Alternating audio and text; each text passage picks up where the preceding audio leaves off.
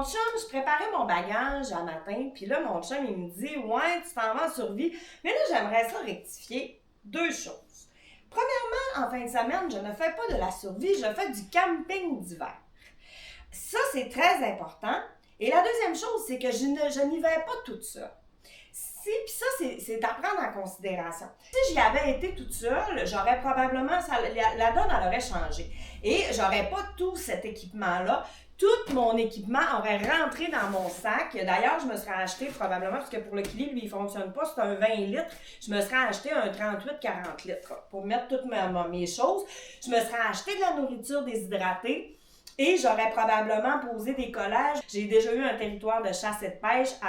Et d'ailleurs, la survie, c'est mon père qui me l'a appris. Parce que j'ai passé tout, puis là, je vais essayer de faire ça vite, là, moi j'ai une grande gueule, mais tout ce que j'ai appris concernant la nature, les sortes d'arbres, comment faire la survie, comment faire la pêche, comment faire la chasse, comment se faire un abri, tout ça, c'est mon père qui me l'a appris parce que j'ai passé énormément, c'est mon enfance finalement sur ma terre à bois avec mon père qui aimait bien me montrer tous les rouages de la nature. Mais là, bref, pour revenir à nos moutons, c'est qu'est-ce que je vais faire aujourd'hui? Je vais vous montrer le camping d'hiver. Parce que là, Bastien, mon conjoint, était bien découragé. Il dit, t'as bien trop de stock. Pars en montagne, mais on va être escorté jusqu'à notre point de camping. Alors, je peux me permettre d'amener du matériel. Non, je voulais pas faire de la survie, je voulais pas voyager léger, je voulais vivre une expérience avec une amie, Régine, que je vais nommer. Alors, on va regarder le matériel que j'ai amené. Parce que c'est ça, mon conjoint, lui, il capote, il dit, t'amènes bien trop de stock. Premièrement, je vais vous présenter ma tente. J'ai opté pour une tente qui se monte toute seule. Parce que j'en ai 4-5 des tentes, mais je voulais pas me battre en plein hiver avec les poteaux, puis là, rentrer ça dans le sol est gelé. Je voulais vraiment pas me battre avec ça. Fait que j'ai été avec une tente. Puis là, vous allez me dire, Nancy, c'est une 3 saisons. Oui, parce que là, on n'est pas, c'est fini les moins 30, les moins 40. Là. C'est on est rendu au mois d'avril, Boswell, puis il neige encore, ça finit plus. Mais bon, j'y étais avec une 3 saisons parce que en fin de semaine, il annonce 2-3 degrés. Durant la nuit, ça va descendre au plus à moins 5. Alors, je me suis dit, c'est parfait parce que je vais préparer mon sol. Fait que cette tente-là, c'est une belle alternative pour justement des températures assez clémentes là, pour l'hiver. Parce que l'habitacle, elle est quand même petite. Dans le fond, là, ce qu'il faut penser avec du camping d'hiver, c'est oui la tente, qu'il faut qu'elle ait, c'est sûr, c'est pleine de moustiquaires, puis ton toit, il y a ça de, tu vas geler, là, tu sais, je veux dire, faut y aller. Elle a des moustiquaires, mais tout se ferme, elle est hermétique. Alors ça, j'ai pris soin de regarder. Puis la perte de chaleur, c'est beaucoup au niveau du sol. Alors, il y a une préparation, puis ça, on va le voir demain, enfin pas demain pantoute, on va le voir en fin de semaine quand que je vais monter la tente, vous allez avoir une vidéo sur place, mais on va mettre du sapinage, on va mettre une bâche, on va préparer notre sol, puis vu que c'est pas une grande tente, si on avait une 6 places pour 2 personnes, probablement que là, il y aurait eu, on aurait gelé. Alors ça va pour la tente. Le choix de la tente, le choix de l'équipement, dans le fond, c'est super important. Si j'avais voulu faire de la survie, il y a genre de petites pochettes, il y a un hamac à l'intérieur. Puis ça, là, mais ça, cet été, je vais vous le montrer. Parce que cet été, je vais y aller en survie, puis cet été, je vais vous le montrer. Puis je vais y aller toute seule parce que j'imposerai pas ça à personne. Mais ça, tu mets ton hamac, tu l'enlèves dans ton sac, tu mets ton hamac après les arbres, puis puis là, c'est le fun ici. Au Saguenay, il n'y a pas de serpent, il n'y a pas d'araignées venimeuses, puis tout ça. Alors, c'est pas... il y a des ours. Les ours, c'est pas dangereux. Mais oui, c'est ça. Puis où est-ce qu'on va, il y a une meute de loups gris. Fait que là, ça a inquiété un peu encore là mon conjoint. Il se dit, ben là, il y a des loups. Mais des loups, ce qu'il faut savoir avec les loups, c'est que ça attaque pas l'humain. Ça chasse le chevreuil, la marmotte, puis ces affaires-là. Là. Mais une meute de loups, ça va te fuir, ça va vouloir te fuir autant que toi, tu vas vouloir le fuir. Ça cherchera pas, c'est pas curieux, ça cherchera pas à aller te voir, ça va vouloir t'éviter. La seule chose qui est peut-être dangereuse avec les loups, c'est un loup tout seul. Un loup tout seul qui a été chassé de la meute parce qu'il est vieux ou malade, ben tous les animaux malades, ça peut être dangereux. Hein, parce qu'ils sont faibles pour se nourrir, puis si tu es une proie qui semble facile, ben là, ça peut être dangereux. Ou si tu es proche d'une tanière. Là, si vous allez dire, arrête de dire des ou, parce que là, on va être inquiet. Mais c'est sûr que si tu es proche d'une tanière, puis il y a des petits, mais là, c'est pas la saison. Fait que, inquiétez-vous pas, mais c'est sûr que si tu es à 2 pas de la tanière, tu cours un peu après le trouble. Faut que tu connaisses un minimum le territoire, ou faut que tu l'aies inspecté un peu, puis les pistes. L'environnement, c'est à tout prendre en considération, mais je le sais où est-ce qu'on va, qu'il y a une meute, mais on ne sera pas proche de la tanière, inquiétez-vous. Bon, fait que tout ça, puis c'est tellement cute, coucher d'entendre les loups hurler le soir, ça a quelque chose, ou à la belle étoile, ça a quelque chose de merveilleux, ça fait partie de la nature. Bon, un coup qu'on va avoir préparé, monté notre tente, puis tout ça, qu'est-ce que c'est important? On va avoir mis du sapinage, je vais mettre une bâche en plus. Après ça, je mets la tente. Et là, c'est important d'avoir un matelas isolant.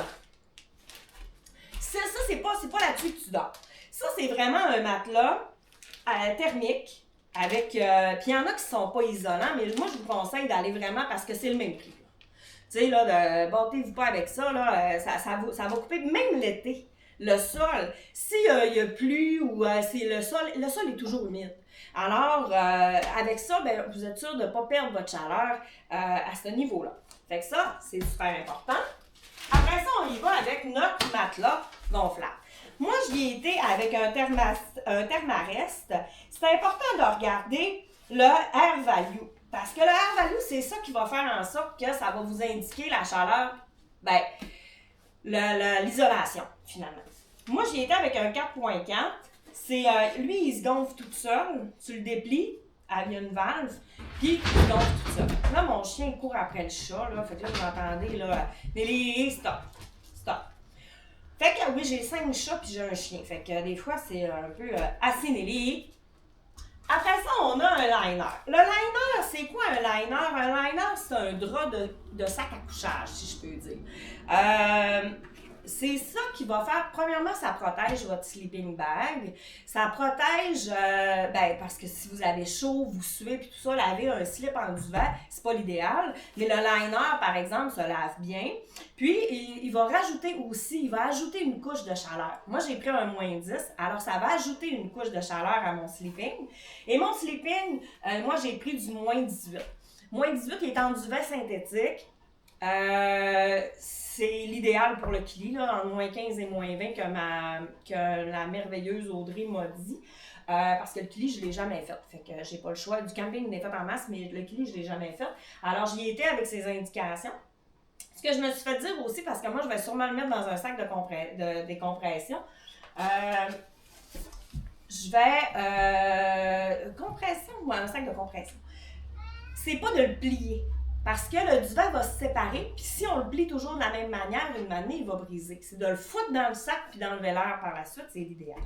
Fait que ça, là, c'est pour notre base. C'est quand même pas pire. C'est pas pire partout.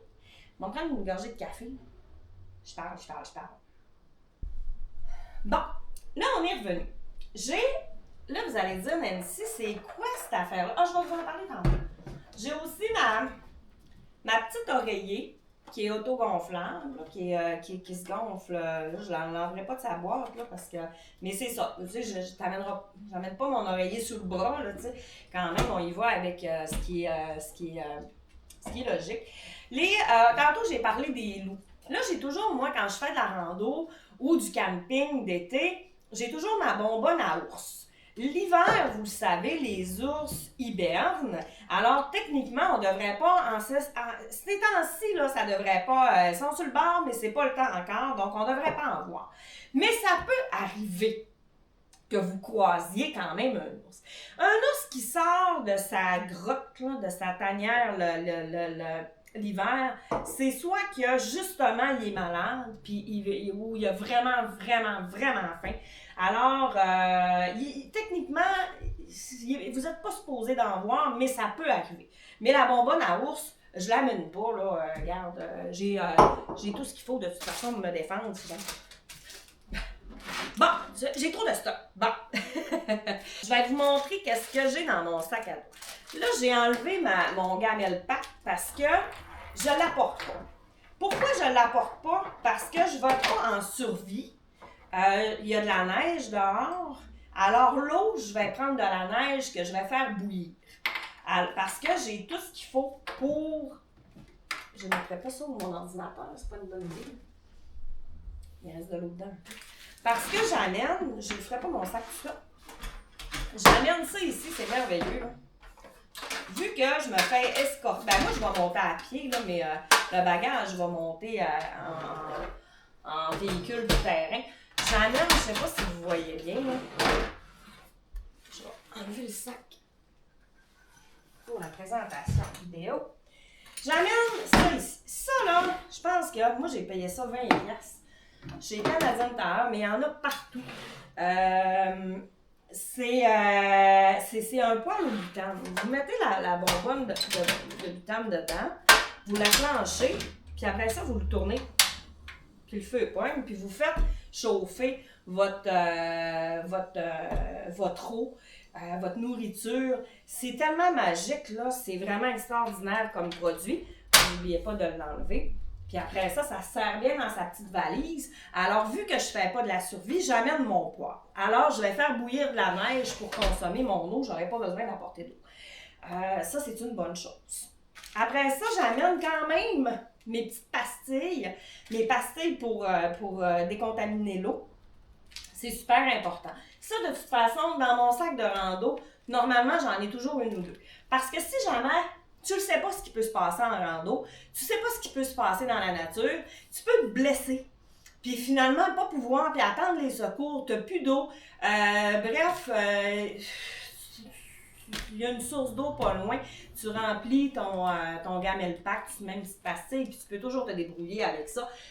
C'est vraiment important d'en avoir à portée de main, ça ne coûte rien de toute façon. Fait que c'est important. J'ai une petite serviette aussi en microfibre qui sèche très vite. C'est toujours le fun. L'hiver, tu vas me dire, Nancy, il y a peu de chances que tu te baignes et que tu veuilles te sécher, mais quand même, c'est quand même intéressant d'avoir ça dans son sac. Et toujours, bien sûr, des pads chauffants. Je vais le dire en français, des pads, c'est en français ou en anglais? Des pads chauffants pour les mains, les pieds. Ça, vous l'enlevez du sac, vous les frottez, vous mettez ça dans vos chaussures ou dans vos mitaines, puis ça garde au chaud. Vous pouvez même mettre ça dans votre slip. Ça peut être une belle façon de se garder au chaud. J'ai aussi des lampes de poche, que j'ai pris soin de charger avant de partir. Idéalement, c'est des lampes qui ne se chargent pas. Idéalement, c'est des lampes de poche à pile qui est mieux pour la survie, le camping et la forêt. Pourquoi? Parce que vous pouvez avoir des piles de rechange dans votre sac. Le fil, si ces lampes-là, c'est rechargeable en USB, malheureusement, c'est pas possible de les recharger. À moins d'avoir un chargeur, moi j'ai un chargeur solaire. Ce chargeur-là, c'est merveilleux. Vous le laissez durant la journée à plein soleil. Puis là, vous êtes capable de recharger téléphone, lumière, tout ce qui fonctionne finalement là, normalement à l'électricité. Alors ça, c'est une bonne chose d'avoir également un chargeur solaire à portée de main. Bon, mon sac. Mais j'aime ça, quand je fais du camping, d'avoir une petite chaussure à semelle, bien sûr, avec une doudoune qui est super confortable. Comme ça, quand je suis sur le site, je peux enfiler, puis tu sais, pas quelque chose avec des lacets, puis des ci, puis des ça, tu sais, que j'enfile, là, vraiment des pantoufles avec une semelle. Il y a des North Face qui sont bonnes là-dedans, qui sont super aussi. Moi, j'y étais avec un peu style indien, là, bon, j'aime ça. J'ai ma boussole. Puis là, vous allez dire, ben là, tu sais ce que tu vas, mais quand même. La boussole, c'est un incontournable, c'est obligé d'avoir une boussole. Dès que tu vas en forêt, c'est vraiment une question de précaution. Parce que tu le sais pas. Tu ne sais pas ce qui peut arriver. Puis moi, j'aime ça prévoir. J'ai mon petit couteau. Un petit couteau bien ordinaire là, qui coupe en tabarouette. Puis, j'ai ma lampe frontale. Ça, dans mon sac, là, oui, je fais de la rando durant la journée, là. C'est bien rare que je fais de la rando du soir. Mais, n'empêche, comme je disais tantôt, tu peux te blesser, tu peux te perdre. Si tu as ta lampe frontale, tu as ta boussole, ton couteau, puis tes godasses, t'es quand même bien parti. Fait que ça, dans ton sac, avec toi, en tout temps. Hein? Pas dans le char, c'est pratique dans le char. Après ça, j'ai quoi dans mon sac? J'ai toujours ma trousse de premiers soins. Tout le temps. Tout le temps, tout le temps. Je l'avais pas cette semaine, je la cherchais. Je l'avais enlevée. J'ai des bouchons, j'ai de la crème pour les douleurs, j'ai des pansements, de la crème antibiotique, j'ai tout pour désinfecter, j'ai même des aiguilles.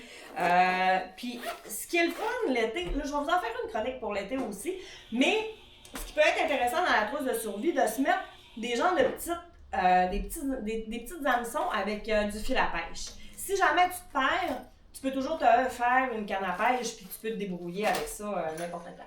Fait que ça peut être intéressant. Après ça, j'ai quoi? Là, on parle de vêtements. Parce que je m'en vais faire du camping. L'hiver, c'est important d'avoir des sous-couches. Toujours aller avec des multicouches, plutôt. Alors, la première chose qui touche ma peau doit être du synthétique pour me garder au chaud. Ou de la laine de mérino. J'ai un chandail en laine de mérino que j'ai mis dans mon sac. Que ça, normalement, ça garde au chaud, ça respire et ça absorbe la transpiration. J'ai des petits gants magiques pour... j'ai mes pantalons de nuit qui normalement devraient être aussi en laine de mérino. Mais là, sont en polar. Je vais avoir ça de la poulie. J'ai des bas en laine de mérino. Ouais, vous allez dire, tu capotes, là, c'est la laine de mérino. Mais oui, mais c'est ça qui se tient au chaud. Puis ça, là, c'est super le fun parce que c'est tellement satisfaisant. Quand tu as passé la journée avec tes bottes, tes godasses, puis tu sais, tu t'enlèves ça, là, c'est une jouissance, puis tu mets des beaux bas propres, sèches, idéalement même, là, que mes vêtements, normalement, je devrais les mettre dans un sac étanche, bien fermé hermétiquement, pour empêcher l'humidité d'entrer dedans. Mais là, je le fais pas parce que on s'entend qu'il fera pas moins 30. Puis, tu sais, ouais, c'est ça. Il fera pas moins 30. Puis, j'ai une tuque, un polar super important. Et j'ai encore mes crampons. Parce que quand tu vas marcher dans le bois, moi, j'amène pas mes raquettes, malgré qu'il y a neigé beaucoup, ça serait vraiment intéressant d'avoir mes raquettes, mais je vais y aller avec mes crampons parce que j'ai pas l'intention de faire une randonnée de 3 heures. Et j'ai une mante de pluie qui va me garder au sec si jamais il neige abondamment ou s'il pleut. C'est pas mal ça, je vous dirais. Pour le reste, c'est des formalités. Pour la nourriture maintenant. Ah, puis un cache-cou. Pour la nourriture. C'est là que mon chum m'a pogné en 2 minutes. Là, il a dit, t'exagères. Moi, j'ai texté ma chum, puis je veux vivre un moment, j'amène mes poils. Ça, là, des poils de même, je n'ai 4. Tu sais, pour te dire, je suis équipée, là, je sais pas, là, ça n'a même pas de bon sens. Fait que, là, j'ai dit, tu veux manger quoi, puis tout ça. Je le sais qu'à Trip, ça a fondu chinois. Fait que, imaginez-vous donc que j'amène mes fourchettes à fondu. Parce qu'on va se faire une fondue chinoise dans la forêt avec un feu. Ça va être extraordinaire. Fait que c'est pas compliqué, là. Là, je vais vous expliquer vite comment on va... pas de suite. Pas de suite. Je brûlerai pas d'étapes. Des guenillons, super intéressant d'avoir ça à portée de la main. Si tu te blesses, avoir des guenilles sèches, c'est super. Si tu as plus d'eau, puis que tu as besoin de filtrer l'eau, avoir des guenilles propres, c'est super intéressant. Essuyer ta vaisselle, laver. Bon, hein, on est du monde propre. J'ai bien sûr, vu qu'on est les deux, j'ai amené... Bon, ils seront plus propres. J'ai des couverts. Très important. important d'avoir des mitaines de four parce que là, je vais cuisiner. Là. Moi, je cuisine en fin de semaine. Là. Hey, écoute, on cuisine. J'ai mes petites tasses. Puis ce qui est le fun avec ça, là, c'est que tu peux le mettre directement sur le feu. Mais en même temps, aussi, il y a des mesures. Donc, si jamais tu te fais des recettes quelconques, tu as des mesures et ça fait une tasse. Tu peux manger une petite soupe là-dedans, une petite soupe poulet nouilles, c'est génial. Fait que ça, j'ai amené mes petits gobelets. Puis là, vu que j'amenais tout le kit, là, j'amenais le bac. Fait que j'ai dit, je vais emmener ma passoire. Mais là, c'est là que Bastien a commencé vraiment à paniquer. Là. Il a dit, là, t'exagères. Mais, c'est pas grave. Après ça, j'ai toujours des petits gobelets, boire eau et tralala. Papier de toilette. J'ai mes bonbonnes. Mes bonbonnes au butin. Puis là, ça vient à vous montrer parce que c'est sûr que si j'étais en survie, j'aurais pas de pain. Mais là, j'en ai une pain. Puis je me suis dit, pour couper l'humidité, je vais amener mon chauffage d'appoint. Puis là, c'est une grosse patente. Là, je ne le starterai pas là, parce que ça ne me tente pas d'enlever mes bouteilles. Quoique 3 bouteilles, j'y vais fort. Tu sais, pour, mettons, une nuit complète, là, une bouteille et demie, je devrais être correct. Mais je mets la bouteille dans le socle, je mets ça là, puis après ça, je pèse sur le piton, ça chauffe. Mais c'est sûr que c'est du butane dans une tente fermée hermétique. Alors, c'est plus ou moins à conseiller, mais je laisse quand même un filet d'air pour la circulation d'air. Comme ça, si jamais il y a une évaporation ou quoi que ce soit, pour pas mourir asphyxié là-dedans. Là, tu sais, là, tu vas t'endormir, tu te réveilles plus, c'est quand même triste. Fait que tu laisses un filet d'air pour laisser la circulation.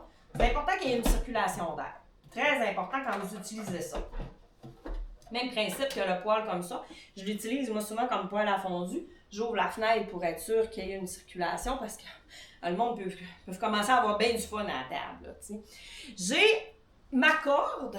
Pourquoi j'ai une corde et j'ai 2 bâches? Parce que si jamais ils vendent trop, ou si jamais, puis que ma tante, elle n'est pas à l'abri du vent, c'est sûr que idéalement, quand tu t'installes, tu vérifies l'environnement, tu t'installes toujours où il y a moins de vent possible, tu essaies de te couper le plus, tu sais, tu te mets pas devant face au vent côté nord, là, tu risques de passer une mauvaise nuit. Mais j'ai toujours de la corde. Super important d'avoir de la corde. J'ai la machette. Ça coupe en tabarouette, OK? C'est fou, là. Fait que je vais être capable de me couper des petits je me couperai pas un érable avec ça, un érable de 100 ans, mais des petites brindilles, des choses comme ça, c'est super pratique d'avoir ça. Après ça, j'ai des bouteilles pour mon poêle au butane.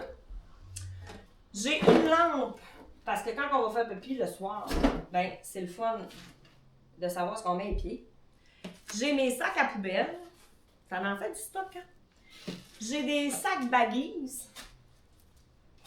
Ça, les sacs baggies, honnêtement, ils étaient déjà dans mon show. Je sais pas pourquoi, je m'affoue du bon Dieu, j'en ai une trollée. Je sais pas pourquoi j'en ai tant que ça, là, mais en tout cas, tiens, ça. Souvent aussi, là, quand t'as des bas mouillés, tes vieilles bobettes, tes affaires, moi, je mets ça dans des sacs, je referme, tu sais, je mets ça après ça dans... Tu sais, je suis un peu... c'est ça, un peu... Je vais mettre ça là, pas caché. Ça, c'est ma batterie de cuisine. Je vous la montre. Parce que, des fois, ça vaut la peine d'investir, tu sais. Il y en a, là, qui font tout, là, mais tu sais, je voulais pas... tu sais, moi, c'est toujours une question de le moins cher possible. Tu vas dire non, Nancy, c'est pas le moins cher possible. En tout cas, je sais pas. Mais là-dedans, j'ai plusieurs petits chaudrons qui font comme ça. Fait qu'on va pouvoir manger nos spaghettis bolognaises. On en a un comme ça, bouillir mon eau. Puis on a le petit poêlon parce que un steak en camping, dans du beurre, avec un peu d'ail, full oignon, c'est un délice. Sur le feu de bois, c'est capoté. Ou, écoute, des fois, là, des rôtis de porc sur le feu, là, c'est tellement bon. Ah, c'est capoté. Ah, j'aime ça, je tripe, moi. Fait que ça, c'est ma batterie de cuisine. Fait que ça prend pas de place. Tu sais, si je partais en survie, j'amènerais probablement juste ma petite gamelle.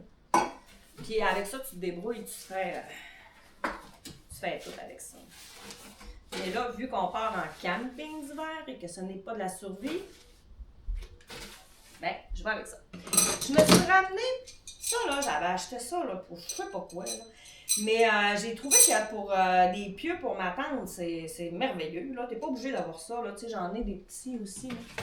Ah, je vous dis que j'en ai. Mais sauf que les petits dans la glace, ils vont crocher tout de suite, ils feront pas avoir. Fait que ça, la tente, elle bougera pas de tout. Puis la tente, c'est important aussi de la remblayer avec de la neige tout le tour pour être sûr, justement, de un, l'isoler. Puis deux, ben ça va éviter qu'elle... C'est sûr, si t'es dans la tente, elle partira pas au vent, mais elle peut déchirer, peut-être. Puis là, j'ai du papier d'aluminium, parce qu'on mange de la fondue. Alors, je vais en faire des patates. Les patates, comment est-ce qu'on va organiser ça à fondue? C'est pas compliqué. On fait des pommes de terre qu'on met directement dans le feu. Puis là, c'est juste que je vais être obligée de me fabriquer, je pense, une table. Je vais me fabriquer, je pense que ça va être ça le projet, là, vu que je ne me fabriquerai pas d'abri, là, en fin de semaine, là, on va fabriquer une table avec les bois qu'il y a, je vous présente, je pense qu'on va se faire une petite table. Puis là, il me reste encore du stock. C'est vrai que j'exagère. Ça, c'est mon kit où ce que là, j'ai encore des sacs à poubelle, j'ai des tailles rap. Ça, j'en ai plein, des essuie-tout. J'ai du sucre, du café, j'ai tous mes ustensiles, des couteaux alpha, puis le plus important de tout, avant même le jeu de cartes, j'ai le sel! Je suis une grosse saleuse, alors c'est vraiment important. Puis j'ai des Tylenol aussi que j'ai en plus là. Fait, et là, ça m'amène à vous parler de... Aussi, parce que là, je vous parle de feu depuis tantôt, j'ai ma pierre à feu, puis la mousse de sécheuse. Moi, je prenais du coton, de la ouate, là. Mais je me suis fait dire que de la mousse de sécheuse, c'était l'idéal pour allumer un feu. C'est sûr que le feu, si vous allez dans la forêt, puis vous essayez d'allumer un feu avec du bois vert, je vous le dis tout de suite, ça ne fera pas. Ça ne fera pas. Il vous faut des brindilles sèches. Il vous faut, puis même, vous pouvez vous faire des petits copeaux avec votre couteau. Ça, on va tout voir ça en fin de semaine. Mais j'ai trouvé l'idée bonne, fait que je vais l'essayer avec ma pierre à feu pour pouvoir allumer mon feu. Alors, je vous dirais que ça ressemblerait à ça. Ça fait du stock en crise. Mais je ne sais pas c'est quoi qui fait du sable. Il y a quelque chose qui fait du sable. Bon. Mais bref, c'est ça. Fait que mon chum capote un peu. Il trouve que j'exagère. Mais on va passer un excellent beau moment. Le but, c'est de vivre une expérience entre amis. Le but, c'est de sortir de sa zone de confort. C'est d'essayer des nouvelles affaires. C'est de se mettre un peu en danger aussi. C'est d'aller à l'aventure, voir l'inconnu. Alors, c'est important d'y aller aussi prudemment. La peur, c'est pas supposé d'être un frein. C'est supposé la peur de n'être qu'un avertissement. Quand vous avez peur de quelque chose, c'est qu'il y a peut-être un danger potentiel. Et là, vous devez faire une évaluation des risques et vous préparer en conséquence. Mais ça ne veut pas dire de ne pas bouger et de ne pas agir. Au contraire, c'est d'y aller prudemment, mais surtout d'y aller. Là-dessus, salut gang! Vous savez, quand votre cœur fait boum, la seconde où des petites fourmis vous traversent tout le corps, quand on sent l'électricité dans l'air, ou ces moments où on n'a juste pas de mots. Les Coréens ont une expression pour ça. Wa. 3 lettres qui en valent 1000. Et c'est ce qui définit Hyundai.